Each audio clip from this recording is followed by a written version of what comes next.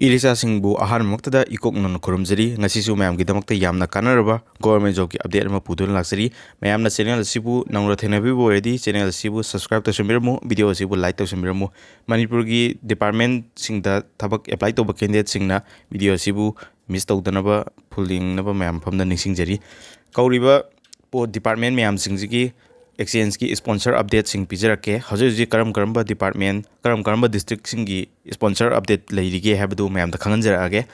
ma'am ना video सिबु लॉय फो यंगबियु AYUSH department sericulture agriculture Manipur state public MSPCL न सिंगबा डिपार्टमेंट मखल मैम जिगी लोइना स्पॉन्सर अपडेट सिंग मैम द खंगनजरागे डिस्ट्रिक्ट आम लोइना कवर तौगनी को मैम ना फुल यंगबियु Manipur की जॉब सिंजे अप्लाई तौबगी प्रोसेस से अहान मदा मैम समलमना खंगनजरमगे अहान मदा एम्प्लॉयमेंट एक्सचेंज कार्ड से सादोगा थमगदबनी एम्प्लॉयमेंट एक्सचेंज कार्ड से द अखोगी क्वालिफिकेशन से ग्रेजुएशन नौन लोथोकपा नत्रगा कंप्यूटर सर्टिफिकेट नौन तानबना चिंगबा यावरगदी अपडेट तौथोकदबनी अमदी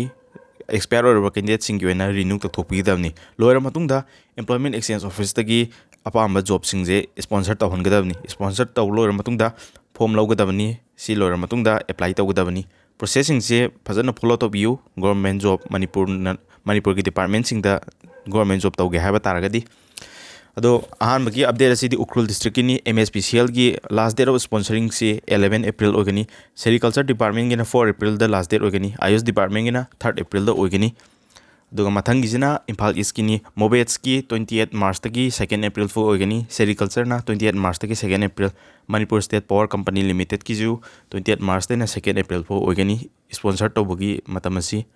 जिरीबाम डिस्ट्रिक्ट ना स्टेट एकेडमी एंड ट्रेनिंग से 27 मार्च तक होरगा 28 मार्च फौतंगनी Manipur state company power company जिना 10 अप्रैल तक होरगा 15 अप्रैल फौनी आयुष डिपार्टमेंट की 1 अप्रैल तक 2 अप्रैल फो ओगनी सेरिकल्चर डिपार्टमेंट की 28 मार्च तक 2 अप्रैल फो ओगनी एग्रीकल्चर की 3 अप्रैल तक होरगा 5 अप्रैल फो ओगनी थौबाल डिस्ट्रिक्ट की आयुष डिपार्टमेंट से 1 अप्रैल तक होरगा 2 अप्रैल फो ओगनी Manipur state power company limited की 10 अप्रैल तक होरगा 15 अप्रैल फो ओगनी एग्रीकल्चर डिपार्टमेंट की 3 अप्रैल तक होरगा 5 अप्रैल फो ओगनी स्टेट एकेडमी ऑफ ट्रेनिंग की 27 मार्च तक होरगा 28 मार्च फो ओगनी को सेरिकल्चर की 28 मार्च तक 2 अप्रैल फो ओगनी अदुगा मयामना एनी गवर्नमेंट जॉब की प्रिपेयर तौब तारगदी टेस्टबुक ऐप से डाउनलोड तौबियो प्ले स्टोर दा जु फंगबनी को टेस्टबुक की क्वाइदगी चाउब ऑफर हजिक पीरी टेस्टबुक प्रीमियर लीग है 28 मार्च तक 31 मार्च फौतंगी निको सिदा ईयरली पास प्रो जे ₹263 दे फंगनी क्वाइदगी होंगब ममल निको हाना होंगब ममल दगी हेना होंगदरे हजिक मैमना टेस्टबुक ईयरली पास प्रो लाइब मतमदा एप्लाई कपन चंगा T2M है कोड से सिनेबियू 12% की डिस्काउंट फंगनी को हाना तारेब ममनदगी मैमना तोंगाना लाइब मतमदा तागदब ममनदगी कोड से सिना मतमदन हेना तादोइनी को टेस्टबुक ईयरली पास प्रो लाइब की लिंक से डिस्क्रिप्शन दा हापचरमगे एनी गवर्नमेंट जॉब इंडिया मनुंग तौरीबा सेंट्रल की गवर्नमेंट जॉब सिंगी लोइना प्रीवियस ईयर क्वेश्चन अदुगा mock test subject wise topic wise लोइना सिदगी फंगबनी को टेस्टबुक ईयरली पास प्रो जे लैसिलगा होंगे मनुंग जिदा ऑफर लाई मनुंग जिदा लैसिन बिहोरो अदुगा एग्जाम सिंगी प्रिपेयर तौरगा एग्जाम सिंग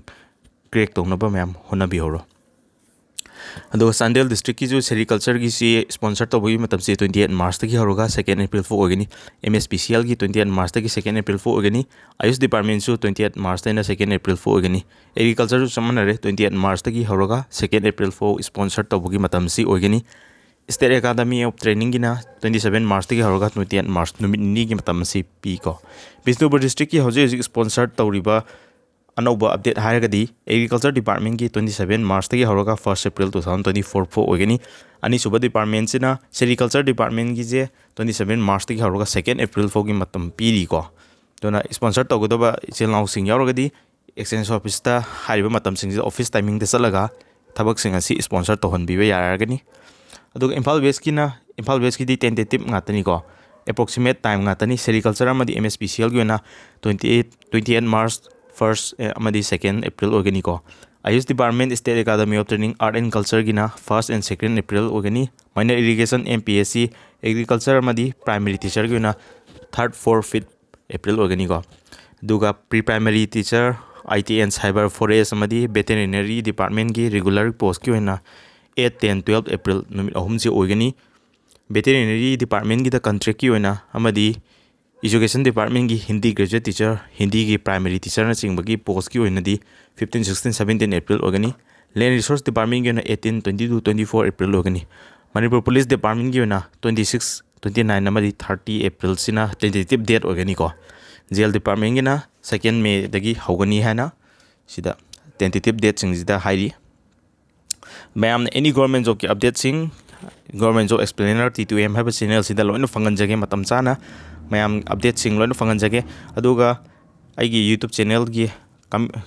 comment section दजु मैम ना any government job लाक मतम explain तो हनिंगबा ज्ञान ताबो वाटपा थबक न सिंगबा मैम द यावरगसु अनौबो अपडेट लागसु मैम comment section दा हाइबिरमु comment की reply दुम पिजरके अदुगा मैम ना तो हनिंगबा improve लाहनिंगबा channel सिदा करी अवाटपा लेरी हाइबन सिंगबा मैम ना suggestion जु दुम पिबिरउ मैम ना हाइबा suggestion सिंग तो आई follow तोनुम होना जगे अदुगा community post जो मैम करम करम थबक की explanation तौजरओगे हाइबसे आई नदुम poll तोइन दजु तौजबनी मैम अदुगी poll दो अदुदगी हादि maximum हादि experience अयामबगी मोड येंगा majority की vote लौरगा मैम करम करम वीडियो सेमजरओगे हाइबदो आई दुम अदुदगी decide तौजरके अदुगा करम ख्वाइदगी अनकपा थबक सिंग दजु हेना focus पिजगे को मैम अनकपा exam लेबा सिंगी preparation तौबदा हेन लाइनबगी दमकता अनकपा एग्जाम कुइद्रबा सिंगी ओइना जो फोकस तौजगे अदुगा मयामना यामना पामबा थबकसु खंजगे मयामना अपाम पाम द सिंग कमेंट सेक्शन द फोंदो पिरमु मयाम गवर्नमेंट जॉब की रिलेटेड ओबा नोटिफिकेशन न सिंगबा लोइना फंगनबगी दमकता टेलीग्राम चैनल जॉइन तबियो लिंक डिस्क्रिप्शन द हबसरबनी